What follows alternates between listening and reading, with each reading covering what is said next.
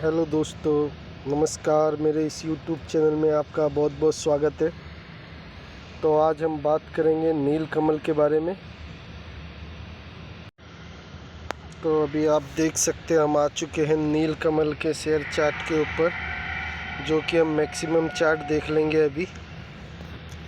तो आप यहाँ पे देख सकते हैं, इसलिए मैं इसको रिस्की बोल रहा था क्योंकि ये अभी भी नीचे से ऊपर की तरफ तो जा रहा है, लेकिन ये बहुत ही ऊपर नीचे होके गया है। जैसे यहाँ पे देखिए, यहाँ पे एक बार गिरावट हुई है, फिर यहाँ पे एक लंबी गिरावट चली है, फिर यहाँ पे छोटी गिरावटें हुई हैं, आप देख सकते हैं। फिर यहाँ पे भी एक लंबी गिरावट चली है, उसके बाद एक बेहतरीन तेज़ी के बाद फिर एक बार गिरावट हुई है। तो कंपनी अपने हाई से कभी भी डाउन आ जाती है, लेकिन अब की तरफ जा रही है, तो एक अच्छी बात है, इसलिए मैं इसको रिस्की बोल रहा था। और आप यहाँ पे देख सकते हैं कंपनी का जो हाई है 2743 रुपये का है, और कंपनी अभी 2047 रुपये पे चल रही, तो लगभग 700 रुपये अपने हाई से डाउन है। और एक बार हम देख लेते हैं कंपनी अपना कितना परसेंटेज डाउन दिखा रही। तो आप यहाँ पे देख सकते हैं, यहाँ पे जो है लगभग कंपनी 29.92% मतलब 30% अपने हाई से डाउन है। तो कोई भी कंपनी जब अपने हाई से 30% डाउन आती है तो हम उसमें एक बाई कर सकते हैं, लेकिन उसके बाई करने से पहले हमें ये देखना पड़ेगा कि कंपनी क्या फंडामेंटल स्ट्रांग है, क्या इसकी बैलेंस शीट में दम है। तो एक बार हम देख लेते हैं इसकी बैलेंस शीट, फिर उसके बाद हम एक बार इसका स्क्रीनर देख लेंगे, उसके बाद हम एक बार अपना डिसीजन लेंगे। उसके पहले एक बार हम इसको निफ्टी 50 से कंपेयर कर लेते हैं। तो हम यहाँ पे आ जाएंगे और हमने इसको निफ्टी 50 से कंपेयर कर लिया। मैक्सिमम देख लेंगे तो जो ब्लू वाला चार्ट है वो निफ्टी 50 का है, और जो रेड वाला चार्ट है वो निफ्टी 50 का, और जो ब्लू वाला चार्ट है वो नीलकमल कंपनी का है।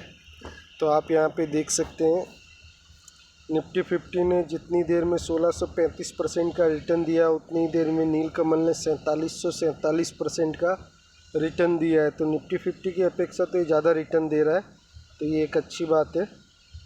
अभी हम एक बार इसको एनएसई की साइट पे भी देख लेते हैं।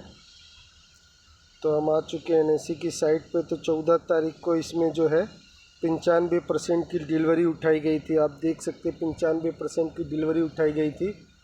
इसका मतलब कंपनी में कुछ हलचल होने वाली है। हो सकता है कंपनी यहाँ से टर्न अराउंड हो जाए और अपने हाई की तरफ चले। और हम कंपनी इंफॉर्मेशन में हम आ जाते हैं। तो आप देख सकते हैं कंपनी जो डिविडेंड देती है वो बहुत ही अच्छा डिविडेंड देती है। तो आप यहाँ पे देख सकते हैं कंपनी ने जो पहले दिया था 2019 में 5 रुपये का डिविडेंड दिया था, फिर 20 में 10 का, 21 में फिर 5 का, और 10 का 15 रुपये का डिविडेंड दे दिया, और 22 में 15 रुपये का डिविडेंड दे दिया। तो आप देख सकते हैं डिविडेंड की जो प्राइस, डिविडेंड जो रुपीस में दे रहे हैं वो भी धीरे धीरे बढ़ रहा है। कहाँ 5 में दे रहे थे, अभी 15 में दे रहे हैं। और कंपनी का जो प्रमोटर होल्डिंग है वो 64% का है। उसमें से आप देख सकते हैं कुछ भी इन्होंने गिरवी नहीं रखा हुआ है। तो ये भी एक अच्छी बात है कि कोई भी शेयर इनके गिरवी नहीं है। और आप देख सकते हैं यहाँ पे कंपनी जो है प्लास्टिक प्रोडक्ट इंडस्ट्री में काम करती है। आप यहाँ पे देख सकते हैं, यहाँ पे इंडस्ट्री लिखा हुआ है। प्लास्टिक प्रोडक्ट का काम करती है, प्लास्टिक के सभी प्रोडक्ट बनाती है कंपनी। शायद आप लोगों ने नीलकमल की चेयर के बारे में भी सुना होगा। तो अभी हम एक बार इसकी बैलेंस शीट पे आ जाते हैं।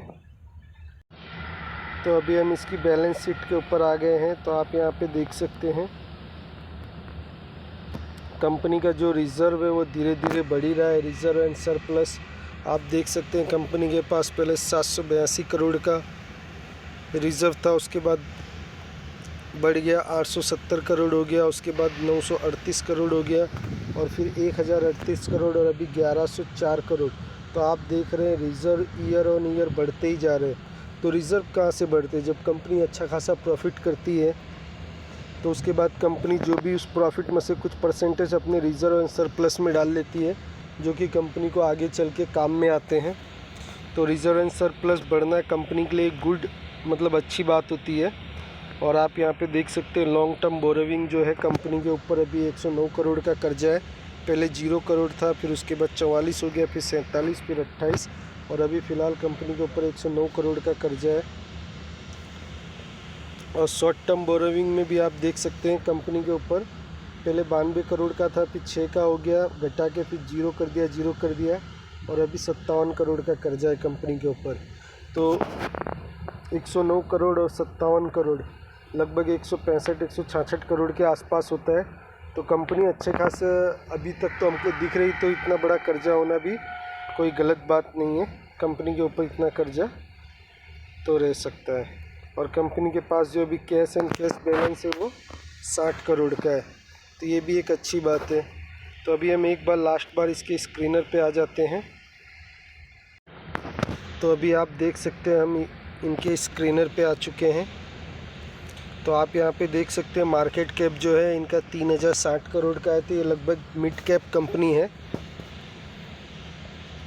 और कंपनी अपने सेक्टर में जो है 7वें नंबर पे लीड कर रही है, फर्स्ट में एस्ट्रल है। तो कोई बात नहीं, कंपनी 7 नंबर पे लीड कर रही है, लेकिन कंपनी के हम एक बार क्वार्टरली रिजल्ट देख लेते हैं। तो आप यहाँ पे देख सकते हैं हम क्वार्टरली रिजल्ट के ऊपर आ गए हैं। तो आप यहाँ पे देख सकते हैं कंपनी का जो सेल्स है वो 536 करोड़ था, फिर 576 करोड़, फिर 583 करोड़, फिर 561 करोड़, 251 करोड़ यहाँ पे घट गया इनका सेल्स, फिर 534 करोड़ हो गया, फिर 627, फिर 680, 492 करोड़ और फिर उसके बाद धीरे धीरे 756 करोड़ और उसके बाद 742 और 740।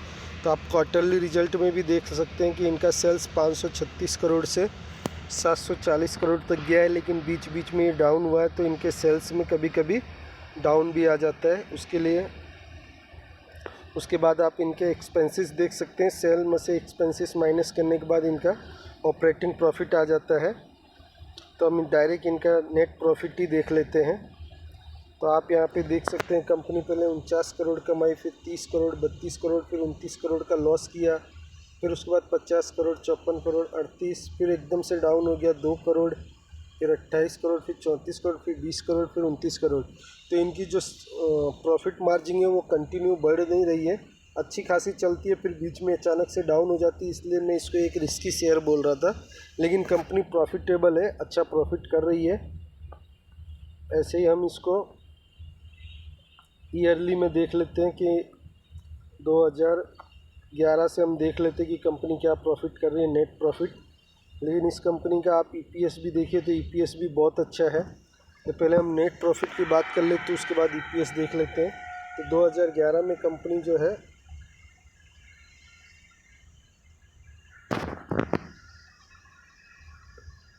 2011 में जो कंपनी जो है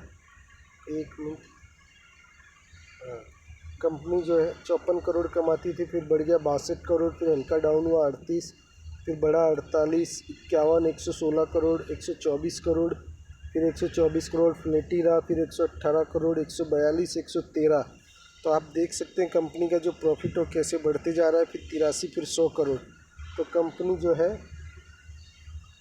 आप देख सकते हैं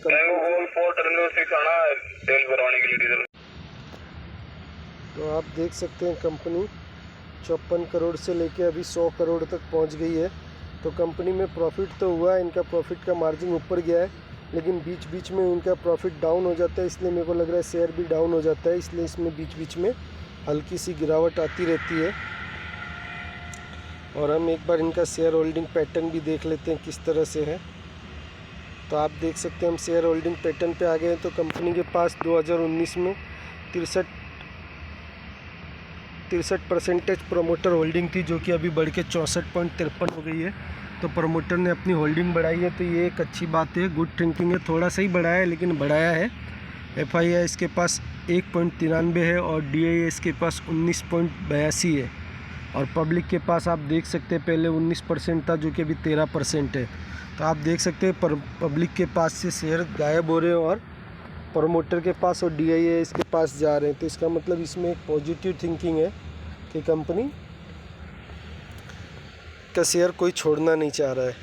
तो अभी हम देख लेते हैं कंपनी में क्या क्या अच्छी बातें हैं। तो कंपनी का चार्ट तो ग्रीन है, लेकिन थोड़ा रिस्की है। तो इसको हम प्लस पॉइंट में तो गिन सकते हैं, लेकिन थोड़ा रिस्की है, उसका ध्यान रखना पड़ेगा।